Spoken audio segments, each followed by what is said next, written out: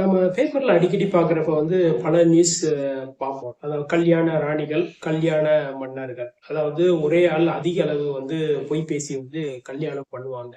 So அதை தான் நம்ம பார்க்க போறோம். கல்யாண ராணிகள்னு பார்த்தீங்கன்னா, அவங்க தேர்ந்தெடுக்கிறது மணியை சுருட்டுறது தான் மெயின் பிளான். ரெண்டாவது வந்து என்னன்னா, ஒரே ஒரு ஆள் இருப்பாங்க. ஒரு சிலதுல வந்து ஒரு 2, 3 பேர், அதாவது ஒரு கூட்டா சேர்ந்து பிளான் பண்ணி எடுக்கிறது. இந்த ஆண்கள் சைடும் பாத்தீங்கன்னா மேக்சிமம் வந்து ஒரே ஒரு ஆள் தான் வந்து பிளான் பண்ணுவாங்க. சோ அடுத்து வந்து பாத்தீங்கன்னா ஒரு சில இதுல மட்டும் வந்து அதுக்கேத்தாப்புல தேவைக்கேத்தாப்புல வந்து ஆள் வந்து வெளியில இருந்து ரெக்ரூட் பண்ணி, அதாவது அம்மாவோ அப்பாவோ பெற்றோரா, சோ ஒரு நடிக்கிறது, ஒரு டீம் ஃபார்ம் பண்ணி நடிக்கிறது இது பண்ணுவாங்க. ஒரு சில விஷயத்துல மட்டும்தான் வந்து ஒரிஜினல் பேரண்ட்ஸ் வந்து உள்ள வருவாங்க. சோ இதுக்கிடையில வந்து பல பேர் வந்து என்னன்னா கல்யாணம் பண்ணிக்கிறதுல இதுல பாத்தீங்கன்னா வந்து அனாதைன்னு சொல்லிதான் வந்து பெரும்பாலான பேர் வந்து கல்யாணம் பண்ணுவாங்க. அவங்க வந்து என்னன்னா அதுதான் ஒரு சேஃபா இருக்கும். ஏன்னா அவங்களுடைய உண்மையான குடும்ப விவரங்கள் தெரியாது. ஏன்னா அவங்களுக்கு வந்து குழந்தை இருக்கலாம், மனைவி இருக்கலாம். சோ இப்படி ஒரு கேட்டகரி. ஒரு சில பேர் வந்து என்னன்னா வரிசையா மேரேஜ் பண்ணிட்டு பண்ணிட்டு வந்து, அதாவது மேரேஜ் நடக்கும், ஃபர்ஸ்ட் நைட்டு முடியும், முடிஞ்சோன்னு வந்து நகை பணத்தை சுருட்டிட்டு போறது, இப்படி ஒரு கேட்டகரி இருக்காங்க. சில பேர் எப்படின்னா மேரேஜ் நடக்கும், சில பெண்கள் வந்து அங்கேயே மாமியார் வீட்லயே இருப்பாங்க, அனாதைன்னு சொல்லி மாமியார் வீட்டுல இருப்பாங்க. ஒரு ஸ்டேஜ்ல வந்து எல்லாரும் அசந்து வெளியில போயிருப்பாங்க. சோ மருமக இருக்கா, தன்னுடைய மனைவி இருக்கான்னு சொல்லி ஒரு நம்பி போயிருப்பாங்க. ஒரு குறிப்பிட்ட ஸ்டேஜ்ல வந்து நகை பணத்தை வந்து மொத்தமா சுருட்டிட்டு போறவங்க இருக்காங்க. சோ இந்த மாதிரி விஷயம் கேட்டகரி இருக்கு. சிலர் பாத்தீங்கன்னா வந்து first marriage, second marriage, third மேரேஜ்னு வந்து பிரச்சனை வந்து ஃபைனல் எண்டு வர, ஏதாவது எப்போ வந்து கேட் விழுகுதோ அப்போ வர வந்து ஆட்டம் ஆடிக்கிட்டே இருப்பாங்க. சோ இந்த வகையான மனிதர்களும் இருக்காங்க. பொதுவா வந்து இந்த வகையான மனிதர்கள் வந்து நகை பணத்துக்காக தான் செய்யறவங்க. சில பேர் வந்து என்னன்னா சுகத்துக்காகவும் செய்யறாங்க. அவங்களுக்கு நகை பணம் தேவைதான். சோ வித்தியாசமான ஒரு இன்பம் கிடைக்குது. சோ அதுக்காகவும் இது செய்யறாங்க. சில பேர் என்னன்னா ஃபர்ஸ்ட் வந்து என்னன்னா மனசாட்சி வந்து கொள்ளும். அதாவது ஃபர்ஸ்ட் தவறு செய்யறப்ப, ரெண்டாவது அடுத்து போறப்ப மனசாட்சி வந்து கண்டினியூட்டியோட இவங்க கூடயே வரும். சோ எப்போ வந்து போலீஸ்ல அகப்படுறாங்களோ அப்போ வர பண்ணிட்டு தங்களுடைய வாழ்க்கை வந்து ஒரு டெட் எண்ட்ல போய் உட்காந்து.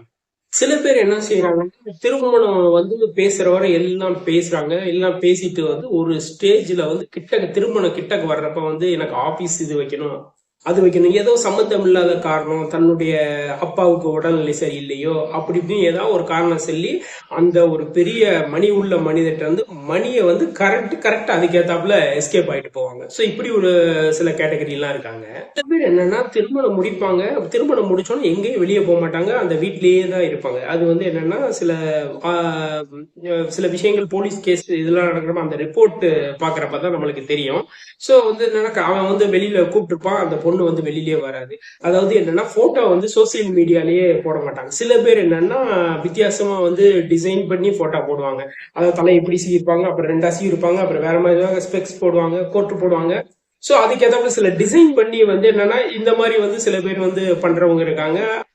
இளைஞர்கள் எப்படின்னா தங்களுடைய தோற்றத்தை வந்து பிரம்மாண்டமா காமிக்கிறது, அதாவது வந்து ஒரு ஃபாரின்ல இருந்து வேலை பார்க்குற மாப்பிள்ளை மாதிரியோ, இல்ல பின்னாடி வந்து என்னன்னா ஒரு ஃபிளைட்டுக்கு பின்னாடி இருந்து இறங்கி வர்ற மாதிரியோ, ஸோ இந்த வகையான போட்டோ, பெரிய பெரிய கார் போட்டோ, ஸோ இப்படி எல்லாம் வச்சுட்டு போவாங்க. இதுல நேர்மையானவர்கள் இருக்காங்க. ஸோ இந்த மாதிரி தப்பு செய்யறவங்க வந்து பண்ற கேட்டகரியும் இருக்கு. ஸோ இந்த மாதிரி ஒரு வகை. பெண்கள் வந்து பாத்தீங்கன்னா சம்பந்தம் இல்லாம வந்து காதல் மொழி பேசுவாங்க. நீங்க ஃபர்ஸ்ட் வந்து என்னன்னா ஒரு மனிதரை வந்து அட்ராக்ஷன் பண்ணணும். அவர்கிட்ட வந்து மணி இருக்கு, அது வந்து இள வயது காரணமா இருப்பான், வயசு அதிகமானவர் இருப்பான், அவனுக்கு வந்து ஆசையை தூண்டுறது, ஆசையை தூண்டி அவர்கிட்ட இருந்து மணியை வந்து பிடுங்கிறது. சோ இப்படிப்பட்ட வகையான கேட்டகரியில தான் மனிதர்கள் இருக்கிறார்கள்.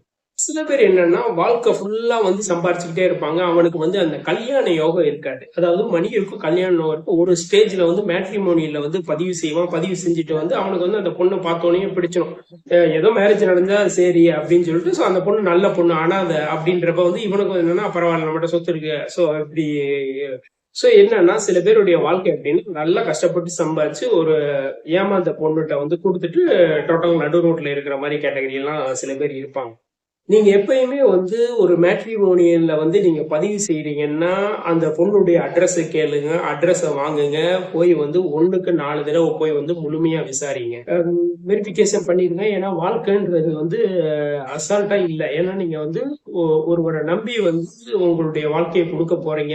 எப்பயுமே வந்து ஒரு மேரேஜ் நடக்க போகுதுன்னா உங்களுக்குரிய கணவனோ மனைவியோ சோ வந்து அவ பத்தி ஃபுல் டீட்டெயில் வந்து விசாரிங்க. அதாவது தண்ணி அடிப்பானா, சிகரெட் குடிப்பானா, சோ கரெக்டா மாச சம்பளக்காரனா, சோ இந்த மாதிரி கேட்டகரி எல்லாம் கரெக்டா வாட்ச் பண்ணுங்க. ஏன்னா வந்து என்னன்னா 1க்கு 4 தடவையா வந்து விசாரிங்க. அந்த பெற்றோர் போய் விசாரிக்கணும்.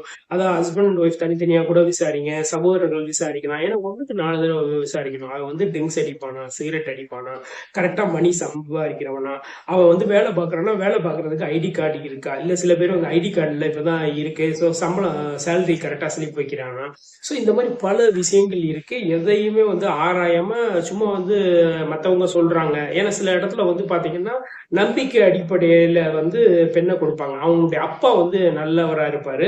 சோ அந்த நம்பிக்கையில வந்து சில பேர் கொடுத்துருவாங்க. சோ அப்படி வந்து என்னன்னா அந்த பேலன்ஸ் தான் சில பேருடைய வாழ்க்கை வரும். பையன் வந்து என்னன்னா வேலை இல்லைன்னா கூட அப்பாவுடைய அந்த நம்பிக்கைனால சில இதுல போகும், அட்ஜஸ்ட்மெண்ட்ல போகும். இப்படி ஒரு கேட்டகரி இருக்கு. சில பேர் என்னன்னா அவன் வந்து ஒரு லோலாயியா இருப்பான். அதாவது சில பேர் வந்து குடும்பம் நல்ல குடும்பமா இருக்கும். அவன் வந்து பாத்தீங்கன்னா ட்ரிங்க்ஸ் அடிக்டா இருப்பான். அது யாருக்குமே தெரியாது. ஒரு சில பேர் வந்து ஃபர்ஸ்ட் நைட்ல தான் சில பெண்களுக்கே தெரியும் ஹஸ்பண்ட் வந்து ட்ரிங்க்ஸ் அடிக்கிறாருன்ட்டு. ஸோ சில பேருக்கு வந்து என்னன்னா அதை அக்செப்ட் பண்ணி போறவங்க, சில பேர் வந்து இமிடியேட்டா வந்து அதுக்கான ஆக்ஷன் எடுத்து டோட்டலா முடிச்சுக்கிறவங்களும் இருக்காங்க. டைவர்ஸ் போன ஸ்டேஜ்ல எல்லாம் இருக்கு. எப்பயுமே வந்து இது திருமணம்ன்றது ஒரு முக்கியமான விஷயம். அதாவது உங்களுடைய வாழ்க்கையை வந்து ஒருத்தர் பகிர போறாரு.